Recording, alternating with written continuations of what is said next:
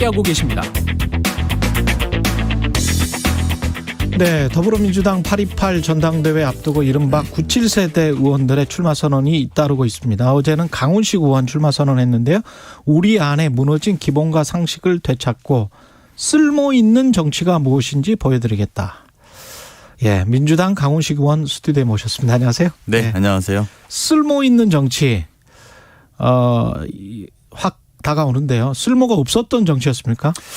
지금 우리 국민들이 네. 경제에는 고물가, 고환율, 고금리 뭐 3고라고 하고요. 예. 휘발유 1리터에 2,000원이 넘었고 그렇죠. 10만 원 가지고 장 보러 가도 마트에 장 봐보니까 가볍다고 이제 어머님들 말씀하십니다. 주가는 곤두박질치고 물가는 오르는데 연봉은 그대로고. 근데 이 와중에 대통령은 주가 하락 금리 인상에서 대처할 방도가 없다. 또는 뭐 대통령을 처음 해봐서요. 그리고 외교 나가면 편향적인 외교로 뭐 중국이라든지 다른 교육에 또 불안감도 존재하고 있고요. 당연히 뭐 데드크로스는 너무 당연한 것 같습니다. 도대체 정치는 뭐 하냐? 정치는 어디다 쓰는 거냐? 이런 질문들을 되묻고 있고 민주당이 바로 이 지점에 쓸모 있는 정치의 대안으로 만들면서 바로 서야 된다고 생각합니다. 저는 노동정책이나 뭐 여러 가지들을 역행시키는 여당에 대응하는 민주당의 포지셔닝은 쓸모 있는 정치로 국민에게 다시 다가가야 된다. 이렇게 저는 생각합니다. 그래서 개혁을 통해서 국민들이 체감할 수 있는 정책 그리고 국민의 삶을 변화시킬 수 있는 정책으로 다가가는 것이 우리 당의 미래가 돼야 된다 생각합니다. 민주당이 대선에서 지방선거에서 패배했던 이유 중에 하나가 뭐 핵심 이유가 이제 부동산 이야기 하잖아요. 네. 부동산 이야기가 결국은 민생 이야기일 거고 결국은 국민의힘이 민주당보다는 민생에서는 훨씬 더 나은 정당이라고 해서 이제 국민들이 선택을 한 것일 텐데 그러면 민주당의 쇄신이나 혁신의 노력도 민생 쪽으로 이제 초점을 맞추는 겁니까? 그렇죠. 민생 정당이 핵심이라고 보고요. 특히나 지금 여당이 민생에 대한 대책에 전혀 대응 능력이 부재하다 저는 이렇게 봅니다. 예. 심지어 국회 원구성까지도 사실상 제가 볼 때 침대 축구로 일관하는 여당의 무책임한 모습을 보고 있는데요. 이제 그렇다면은 저희라도 좀 책임감을 가지고 민생을 구체적으로 챙겨나가는 노력을 하는 정당으로 국민께 다시 신뢰를 회복해야 된다고 생각합니다. 어떤 게 구체적으로 그 전에도 이제 인터뷰에서 이런 말씀하셨잖아요. 민주당이 중고 집단과 의제를 상실했다. 민주당이 가져가야 나가야 될 중고 집단과 의제는 어떤 것들입니까? 지금까지 우리 당은 서민과 중산층의 정당이라고 표방했는데요. 과거 이게 김대중 대통령 때 나온 이야기인데 그때 중산층이라고 하는 기준이 월급 한 300만 원 정도 받는 분이었다고 합니다. 네. 300만 원의 봉급을 받고 열심히 모으면 10년 안에 내 집 마련도 가능하고 그렇죠. 내가 가정을 꾸리고 행복하게 살 수 있어라는 기대감을 갖는 정당이 되게 하겠다 이랬단 말입니다. 근데 지금은 그 이후로 소득의 격차가 계속 벌어졌고 그게 이제 자산의 격차의 심각함까지 이제 넘어오게 된 거 아닙니까? 그렇죠. 집이 있는 분하고 없는 분의 차이가 굉장히 크고요. 연봉이 1억이냐 3천만 원이냐가 중요한 게 아니라 오히려 자산이 얼마 있느냐가 중요한 관건이 돼버린 시대에 살고 있단 말입니다. 근데 이런 상황에서 도대체 민주당은 어디를 대상으로 민생을 이야기할 것이냐 그리고 어디를 대상으로 이 시급한 삶의 문제들을 풀어나갈 것이냐라는 기준조차도 정확하게 잡아야 된다라는 거고 그 중고 집단을 정확하게 즉 타깃을 정확하게 정하는 어느 정당 누구를 위해서 일하는지를 좀 정확하게 정하고 동시에 거기에 맞는 정책과 내용은 무엇이냐 마지막으로 그러면 그런 것들을 이끌어갈 사람은 누구냐 이렇게 좀 정리한다라는 것이 저는 결과적으로 진보를 재구성하는 결과가 될 것이다. 보수당은 제가 볼 때 보수를 재구성했습니다. 과거는 독재였고 예. 그리고 우리 쪽은 민주였다라면 말입니다. 그런데 지금 윤석열 대통령 그리고 이준석 대표는 보수 과거의 독재 이후에는 아니란 말입니다. 정확하게 그렇죠. 말하면. 예, 많이 벗어났죠. 그렇습니다. 예. 그런 이미지를 벗어났다면 우리는 그러면 어떤 얼굴로 어떤 의제로 바꿔야 되느냐 이게 제가 이번 민주당 전당대회에 던지고 있는 화두입니다. 그렇군요. 그 다수석을 통해서 입법을 만약에 한다면 그런 민생 법안이라고 할지라도 근데 이제 국민의힘은 또 입법 독재라고 하지 않겠어요? 네. 예, 그게 참 헤쳐나가기가 쉽지는 않을 것 같은데 이런 이야기 중고 집단 핵심 의제 이런 이야기를 하시면서 지키지 못할 약속은 과감하게 폐기하겠다. 그 약속 중에 보궐선거에 귀책 사유가 있을 경우 무공천한다. 이 당원 당규를 좀 바꾸겠다. 뭐 이런 아니요, 그거 이제 이런 분석도 그거의 있더라고요. 방점은 양당의 보궐선거에 대한 기준이 예. 민주당은 높여놓고 국민의힘이 따라오지 않고 있으면서 동시에 우리 당의 공격만 계속 당할 바이야. 이참에 아예 법제화를 시키자. 양당이 다 보궐선거에 사유가 있다면 예. 아예 그걸 내지 못하게 해야지. 법으로. 그리고 민주당은 뭐 낼 때도 있고 안 낼 때도 있으면서 국민의 신뢰를 잃었던 지점들이 있지 않습니까? 예.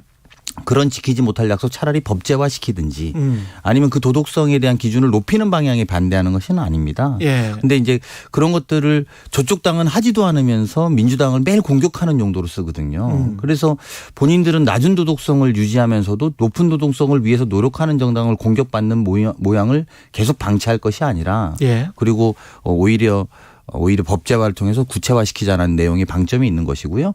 또 지키지 못할 약속은 우리가 지난 정부 때 많이 했죠. 그리고 그런 반성 뭐 예를 들면 부동산 정책에 대한 약속도 얼마나 많이 했습니까? 그런 약속들은 이제 허황된 이야기는 하지 말자 이런 취지의 더 방점이 있는 것입니다.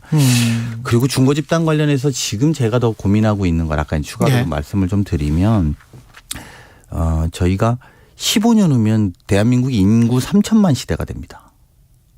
그렇게 빠른가요? 그렇게 빠릅니다. 이게 굉장히 심각한 상황인데요. 그러면 그리고 실제로도 3, 4년 후면 65세 이상 노인 인구가 22% 된다는 통계가 있습니다. 이게 유권자로 따지면 사실 4분의 1이 넘어갈 겁니다. 그러네요. 그렇다면 지금까지 민주당은 노인 세대 65세 이상 세대는 마치 보수다라고 생각해왔단 말입니다. 예. 근데 계속 이렇게 둘 것이 아니다. 오히려 우리들의 타겟을 노인 세대에 대해서도 노인 세대의 진보가 모시면 어떻게 달라지는지. 소위 사회적 약자를 보호하는 그런 진보의 가치를 노인 세대에 어떻게 살아 숨쉬게 할 것인지 저희가 적극 공략하고 중고 집단의 하나의 중요한 타겟으로 설정하고 그분들의 입장들을 대변해 나가고 보호해 나가야 된다라는 것들도 이번 제가 말씀드리고 있는 새로운 중고 집단의 핵심적인 내용 중에 하나고요. 그리고 아시겠습니다만 우리나라가 아까 말씀드린 것처럼 15년 후에 3천만 시대가 된다라는 것은 생산 가능 인구가 떨어지고 그렇죠. 또 고령화 사회로서 시급하게 넘어가고 있는 반증이거든요. 그렇죠. 그러면 경제를 지탱하기 위한 여러 가지 역할들은 또 어떻게 살릴 것인지 이런 것들을 좀 추진해야 된다고 보고요. 동시에 이런 것들을 하기 위한 여러 가지 제도적인 장치와 정책들로 국민들에게 진보를 재구성해서 내놓지 않으면 민주당이 입지는 점점 좁아질 수밖에 없다라는 두려움이 있습니다. 진보의 재구성. 그런데 이제 진보의 재구성을 하기 위해서 당대표가 되겠다라고 말씀을 하셨는데 여러 분들이 지금 도전을 하시고 계세요. 박용진, 강병원. 그래서 단일화 이야기도 좀 나오고 있습니다. 이분들 사이에서 단일화를 해서 어차피 대표는 이재명의 분위기를 깨는 게 맞는 게 아닌가. 뭐 단일화를 주장하시는 분들 어떻게 생각하세요? 단일화 자체만으로 이야기할 문제는 일단은 아니라고 보는데요. 이번 전당대회에 민주당이 필요한 당대표는 과연 어떤 자격을 갖춰야 되는가. 저는 이제 사실 제가 출마 전에 제일 많이 고민한 자문한 질문입니다. 첫 번째는 국민들이 요구하는 것은 미래와 혁신, 미래와 변화를 만들 수 있는가입니다. 그리고 두 번째는 170석의 야당을 운영할 능력과 또 그것을 판단할 수 있는 정무적 감각, 전략적 결정들을 할 수 있느냐에 대한 능력이 있느냐 문제입니다. 마지막으로 세 번째는 어쨌든 세력 간의 반목과 질시가 되게 심한 상황입니다. 우리 당 안에 뭐 개파라고 해야 될까요? 그렇죠. 이런 것들이 굉장히 싸움이 심한데 이것들을 신뢰와 통합으로 이끌어낼 수 있는 적임자는 누구인가입니다. 이 세 가지가 이번 정당대회 당대표가 돼야 되는 사람이 이 세 가지는 반드시 해야 되는 거죠. 미래와 혁신을 열고 170석 운영을 잘 하면서 또 당내의 분열을 다시 통합으로 끌어내는 것이 이번 정당대회의 당대표의 역할이라고 생각합니다.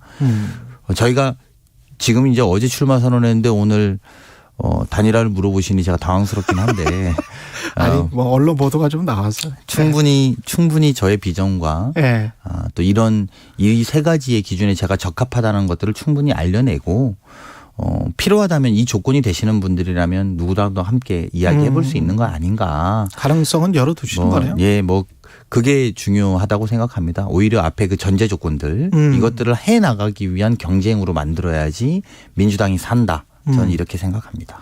그러면 이재명, 어대명의 분위기를 깰 수가 있습니까? 그 문제는 이제 이재명 후보가 등록하신 다음에 말씀을 드리는 게 맞는 것 같고요. 지금 이제 출마가 유력하긴 합니다만 그것을 뭐 나온다는 전제로 말하는 것은 저는 좀 약간 좀 더 지켜봐야 되는 거 아닌가 생각이 있습니다. 뭐 출마를 해도 된다 이런 입장이신가요? 네, 저는 뭐 출마하는 건 본인의 판단이라고 판단이다. 생각하는데요. 예. 다만 제가 그분이 꼭 돼야 된다고 생각했다면 제가 출마하지는 않았을 겁니다. 시간이 다 끝났네요. 예. 민주당 전당대회 출마한 강훈식 의원이었습니다. 고맙습니다. 네, 고맙습니다. 예. 2022년 6월 정부가 저소득층 한시